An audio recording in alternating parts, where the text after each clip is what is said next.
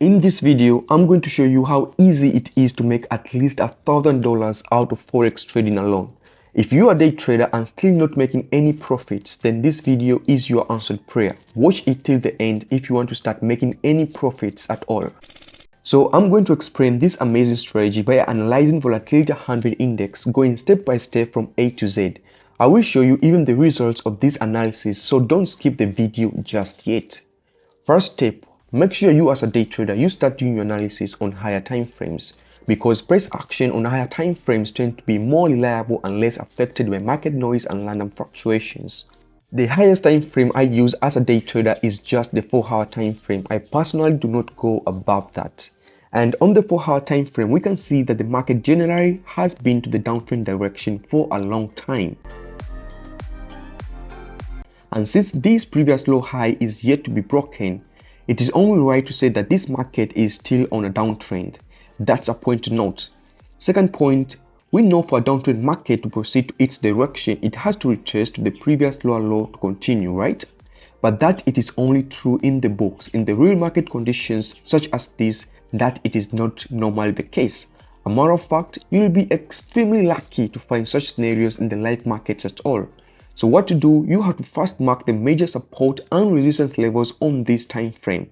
And since trading is a probability game, you will say to yourself that if this zone has failed, then the market will have come at most at this level to proceed to the downtrend direction, because if this level is broken, then the downtrend market is officially over. You should know this and note it down. But the market had already come to retest to this previous low high and we missed it. And so what do we as day traders? We will concentrate on this movement or leg right here, because this is what actually happened for the day and we are day traders. And on this leg, we can see that the price is on a minor resistance level, or you can call it a lower low of this downtrend movement. Then to find any possible entries, we head to the lower time frames.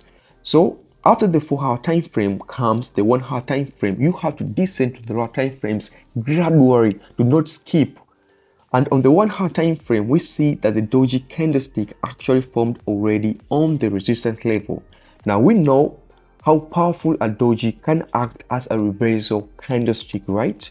Especially if it aligns with the general market bias. And our bias for this trade, since the market is on downtrend of the higher time frame, then it's obviously that we are selling on this pair.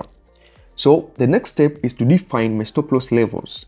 In case this level fails and market decides to come and retest to this level above here, because trading, of course, is a probability game. So while we're waiting to see if this trade plays out or not, take this time to like this video, subscribe to this channel if you haven't, then turn on the notification bell icon on. A few moments later. Guys and girls, thank you for watching. I hope this video has been helpful. If you have any questions or comments, please leave them in the comment section below. Do not forget to like and subscribe for more trading tips and strategies. Until next time, happy trading.